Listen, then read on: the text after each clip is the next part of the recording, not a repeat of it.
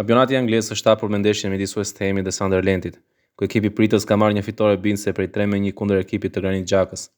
Ndërkohë, Tottenhami mysafir në fushën e Burnleyt nuk arriti të marrë më shumë se një barazim prej 2-2, duke mbetur në vendin e 13 në renditje.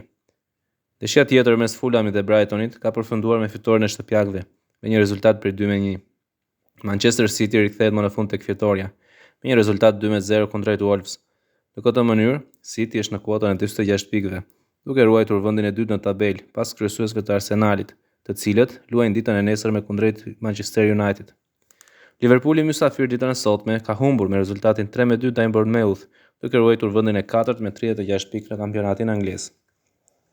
Surpriza tjetër në kampionatin gjerman, ku Bayern München ka humbur në shtëpi kundër ekipit të vendit të 13 në renditje, Augsburgut, me rezultatin 1-2. Vendi i dytë i Bundesligas, Borussia, ka marrë një fitore bindëse kundrejt Union Berlinit. Mainz ka shënuar 3 gola Wolfsburgut, duke marrë një fitore të rëndësishme.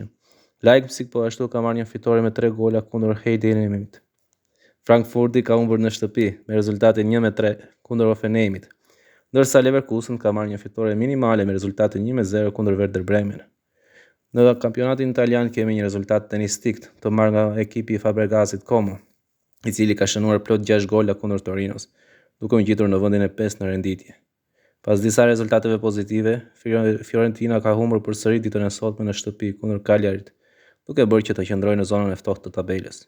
Siparin e serisë sa mbyll ndeshja mes Lecces dhe Lazios, ku Lazianët do mundohen të shfrytëzojnë epërsinë e letur që kanë.